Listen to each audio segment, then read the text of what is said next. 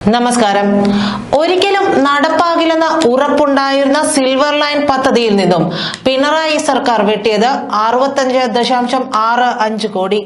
ആദ്യമായാണ് ഇല്ലാത്ത ഒരു പദ്ധതിയിൽ നിന്നും ഒരു സർക്കാർ ഇത്രയധികം കോടികൾ അടിച്ചു മാറ്റുന്നത്.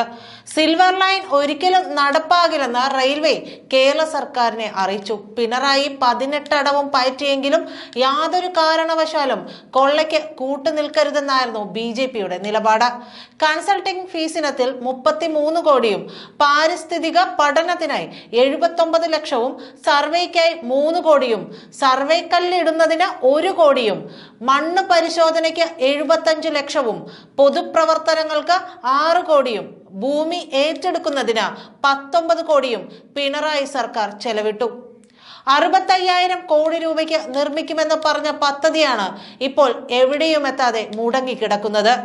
സിൽവർ ലൈൻ പദ്ധതിക്ക് ആവശ്യമായ കേന്ദ്രാനുമതിയോ പരിസ്ഥിതി പഠനമോ പ്രോജക്ട് റിപ്പോർട്ടോ ഇല്ലാതെയാണ് കോടികൾ പാഴാക്കിയതെന്നാണ് വ്യക്തമാകുന്നത്. കേന്ദ്രാനുമതി ഇല്ലാതെ ഒരു പദ്ധതി തുടങ്ങുന്നത് സാധാരണ പതിവില്ല.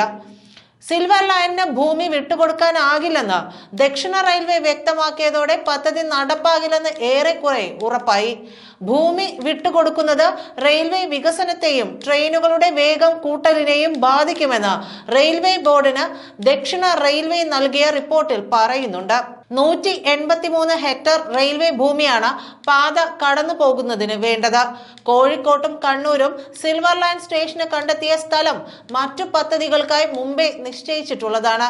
സിൽവർ ലൈനിന്റെ ഭാഗമായി മഞ്ഞക്കുറ്റികൾ സ്ഥാപിച്ചതോടെ ഭൂമി വിൽക്കാനോ പണയപ്പെടുത്താനോ കഴിയാതെ ബുദ്ധിമുട്ടുകയാണ് പല കുടുംബങ്ങളും. സിൽവർ ലൈൻ പദ്ധതിക്ക് അനുമതി തേടി കേന്ദ്ര റെയിൽവേ ബോർഡിന് പലവട്ടം കത്തെഴുതിയ സാഹചര്യത്തിലാണ് റെയിൽവേ ഭൂമി പദ്ധതിക്കായി ഉപയോഗിക്കുന്നതിനെ എതിർത്ത് ദക്ഷിണ റെയിൽവേയുടെ റിപ്പോർട്ട്. കേരളയുമായി ചർച്ച നടത്തിയ ശേഷം അഭിപ്രായം അറിയിക്കാനാണ് കേന്ദ്ര റെയിൽവേ ബോർഡ് ദക്ഷിണ റെയിൽവേയോട് ആവശ്യപ്പെട്ടിരിക്കുന്നത്. കേരളയിൽ ആവശ്യപ്പെട്ട മുഴുവൻ സ്ഥലത്തും ദക്ഷിണ റെയിൽവേ തടസ്സം ഉന്നയിക്കുന്നതിനാൽ ചർച്ച നടത്തിയാലും നിലപാട് മാറ്റാൻ ഇടയില്ല. 200 കിലോമീറ്റർ വേഗത്തിലുള്ള സ്റ്റാൻഡേർഡ് ഗേജാണ് സിൽവർ ലൈനിന്റേത്. ഇത് നിലവിലെ റെയിൽ ശൃംഖലയുമായി ബന്ധിപ്പിക്കാനാകില്ല. ട്രാക്കിന് ഇരുവശത്തും ഭിത്തി പണിയുന്നത് റെയിൽവേ ഉപയോക്താക്കൾക്ക് ബുദ്ധിമുട്ടുണ്ടാക്കും. റെയിൽ ലാൻഡ് ഡെവലപ്മെന്റ് അതോറിറ്റി വികസിപ്പിക്കുന്ന സ്റ്റേഷനുകളിൽ ഉൾപ്പെടെ കോഴിക്കോട്ടും കണ്ണൂരും സിൽവർ ലൈനിന് സ്റ്റേഷൻ നിർമ്മിക്കാൻ ഭൂമി നൽകാനാകില്ല. വെസ്റ്റ് ഹില്ലിൽ റെയിൽവേ ലൈനിന് പടിഞ്ഞാറാണ് സിൽവർ ലൈനിന്റെ ROR നിശ്ചയിച്ചിരിക്കുന്നത്. ഇവിടെ റെയിൽവേ റോറോ സ്റ്റേഷൻ നിർമ്മിക്കാനിരിക്കുകയാണ്.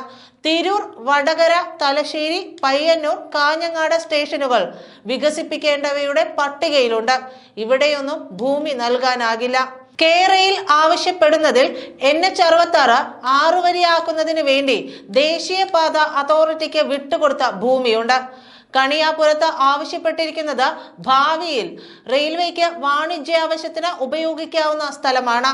മുരിക്കുംപുഴ, കണിയാപുരം, കഴക്കൂട്ടം, കൊച്ചുവേളി, കണിയാപുരം, കഴക്കൂട്ടം സെക്ഷനുകളിൽ കേരളയിലെ ട്രാക്കിന്റെ അതിർത്തിയും നിലവിലെ റെയിൽവേ ട്രാക്കുമായി 4 മുതൽ 7 മീറ്റർ അകലമേയുള്ളൂ. 8 മീറ്റർ അകലം നിർബന്ധമാണ്. എങ്കിലേ ട്രാക്ക് അറ്റകുറ്റപ്പണിക്ക് വാഹനം എത്തിക്കാൻ റോഡ് സാധ്യമാകൂ. കഴക്കൂട്ടം യാർഡിൽ ചോദിച്ചിരിക്കുന്ന സ്ഥലം നൽകിയാൽ ത്രികോണാകൃതിയിലുള്ള പ്രയോജനമില്ലാത്ത സ്ഥലം മാത്രമേ റെയിൽവേക്ക് ബാക്കി കിട്ടുകയുള്ളൂ. കോട്ടയം ചിങ്ങവനം സെക്ഷനിൽ കേരളയിലെ ഡ്രോയിങ് റെയിൽവേയുടെ ലാൻഡ് പ്ലാനുമായി യോജിക്കുന്നതല്ല. അങ്കമാലി ആലുവ സെക്ഷനിലും തൃശൂർ ഒല്ലൂർ സെക്ഷനിലും സിൽവർ ലൈൻ റെയിൽവേ ട്രാക്കുകൾ തമ്മിൽ കൃത്യമായ അകലമില്ല. തൃശൂർ സ്റ്റേഷനിൽ സിൽവർ ലൈൻ സ്റ്റേഷൻ റെയിൽ ഭൂമിയെ വിഭജിക്കുന്നുണ്ട്. തിരുവനന്തപുരം ഡിവിഷനിൽ കേരളയിൽ ആവശ്യപ്പെട്ട സ്ഥലത്ത് റെയിൽവേ അധികൃതർ പരിശോധന നടത്തിയിരുന്നു. കണ്ടെത്തലുകൾ കഴിഞ്ഞ മാർച്ചിൽ അറിയിച്ചിട്ടും ഇതുവരെ കേരളയിൽ പ്രതികരിച്ചിട്ടുമില്ല. പാലക്കാട് ഡിവിഷനിൽ കടുത്ത വളവുകളുള്ള 11 സ്ട്രെച്ചുകളിൽ റെയിൽവേ ലൈനിന് തൊട്ടു ചേർന്നാണ് സിൽവർ ലൈൻ അലൈൻമെന്റ്. ഇവിടെ വളവ് നിവർത്തി വേഗം 160 കിലോമീറ്റർ വരെ ആക്കുന്നതിന് സിൽവർ ലൈൻ തടസ്സമാകും. കൂടാതെ 17 സ്ട്രെച്ചുകളിൽ റെയിൽവേയുടെ സേഫ്റ്റി സോൺ വഴിയാണ് സിൽവർ ലൈൻ ട്രാക്ക് കടന്നു പോകേണ്ടത്.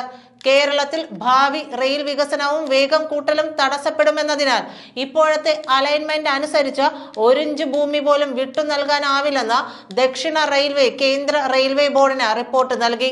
തിരുവനന്തപുരം മുതൽ കാസർഗോഡ് വരെ കേരയിൽ ആവശ്യപ്പെട്ട മുഴുവൻ റെയിൽവേ ഭൂമിയിലും തടസ്സവാദം ഉന്നയിച്ചാണ് റിപ്പോർട്ട്. റെയിൽവേ ഭൂമിയിൽ കേരയിലുമായി ചേർന്ന് നടത്തിയ സർവേയുടെ അടിസ്ഥാനത്തിൽ റിപ്പോർട്ട് നൽകണമെന്ന് റെയിൽവേ ബോർഡ് ഒക്ടോബറിൽ ആവശ്യപ്പെട്ടിരുന്നു.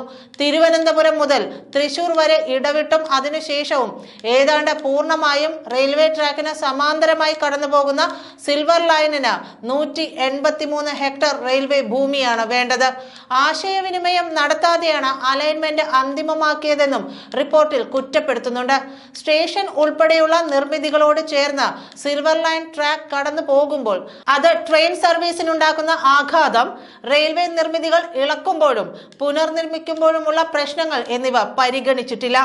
പൊളിച്ചു മാറ്റുന്നവ പുനർനിർമ്മിക്കുന്നതിനുള്ള ചെലവ് പദ്ധതി ചെലവിലാണ് ഉൾപ്പെടുത്തിയിരിക്കുന്നത്. പദ്ധതി ചെലവ് റെയിൽവേ കൂടി വഹിക്കുന്നതിനാൽ അധിക സാമ്പത്തിക ബാധ്യതയുണ്ടാകും. സിൽവർ ലൈൻ വിരുദ്ധ സമിതി പ്രവർത്തകനായ കോട്ടയം മുളക്കുളം സ്വദേശി MT തോമസിന് വിവരാവകാശ നിയമം വഴിയാണ് റിപ്പോർട്ടിന്റെ പകർപ്പ് ലഭിച്ചത്. കേരയിൽ ആവശ്യപ്പെടുന്ന ഭൂമിയിൽ നല്ലൊരു പങ്കും വികസനാവശ്യത്തിന് റെയിൽവേ നീക്കിവെച്ചതാണ്. സ്റ്റാഫ് ക്വാർട്ടേഴ്സുകളും സർവീസ് കെട്ടിടങ്ങളും മാത്രമല്ല, വൈദ്യുതി വിതരണ ശൃംഖല ഉൾപ്പെടെ മാറ്റേണ്ടി വരും. ഇത് പ്രായോഗികമല്ല. സിൽവർ ലൈനിന്റെ സ്റ്റാൻഡേർഡ് ഗേജ്, ട്രാക്കിന് ഇരുവശമുള്ള മതിൽ, ക്രോസിംഗ് എന്നിവയിലെല്ലാം എതിർപ്പറിയിച്ചിട്ടുണ്ട്. റെയിൽവേയുടെ ഭാവി വികസനത്തെ ബാധിക്കാത്ത തരത്തിലാണ് സിൽവർ ലൈനിന്റെ അലൈൻമെന്റ് തയ്യാറാക്കിയതെന്നാണ് കേരയിൽ പറയുന്നത്. നിലവിലുള്ള റെയിൽ പാത 4 വരിയാകുമ്പോൾ സ്വീകരിക്കേണ്ട ഡിസൈൻ മാനദണ്ഡങ്ങളെല്ലാം DPR-ൽ പരിഗണിച്ചിട്ടുണ്ടെന്നും ദക്ഷിണ റെയിൽവേയെ കേരയിൽ അറിയിച്ചിരിക്കുന്നു. റെയിൽവേ ഭൂമിയിലൂടെ സിൽവർ ലൈൻ കടന്നു പോകുന്നതിൽ തടസ്സവാദങ്ങൾ ഉന്നയിച്ച റെയിൽവേ ബോർഡിന് ദക്ഷിണ റെയിൽവേ നൽകിയ റിപ്പോർട്ടിനുള്ള വിശദീകരണത്തിലാണിത്. സ്റ്റേഷൻ വികസനം നടക്കുന്നിടത്ത് സിൽവർ ലൈൻ അലൈൻമെന്റിൽ മാറ്റം വരുത്താൻ തയ്യാറാണെന്നും റെയിൽവേ ഉദ്യോഗസ്ഥരെ അറിയിച്ചു. റിപ്പോർട്ടിന്മേൽ കേരയിൽ വിശദീകരണം നൽകി 2 മാസമായെങ്കിലും ദക്ഷിണ റെയിൽവേ പ്രതികരണം അറിയിച്ചിട്ടില്ല.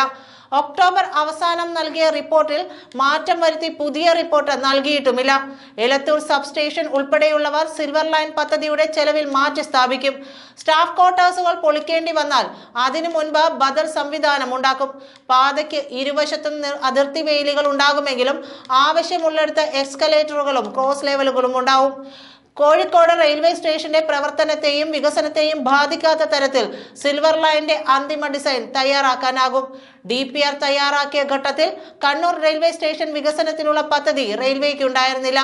ആവശ്യമെങ്കിൽ ഇവിടെ സിൽവർ ലൈൻ അലൈൻമെന്റിൽ മാറ്റം വരുത്താൻ തയ്യാറാണ് എന്നാണ് കേരയിൽ വിശദീകരിച്ചിരിക്കുന്നത്. റെയിൽ വരുന്നതോടെ തങ്ങളുടെ സമയം തെളിയും എന്ന പ്രതീക്ഷയിലാണ് കേരള സർക്കാരും CPM-ഉം. എന്നാൽ ഇതിൽ ഒളിഞ്ഞിരിക്കുന്ന ഒരു പാരയുണ്ട്. കേരയിൽ നടപ്പാകുന്നതോടെ കേരളം CPM-ന് എതിരാകും. ഇതോടെ CPM നിഷ്കാസിതമാവുകയും ചെയ്യും. നന്ദി.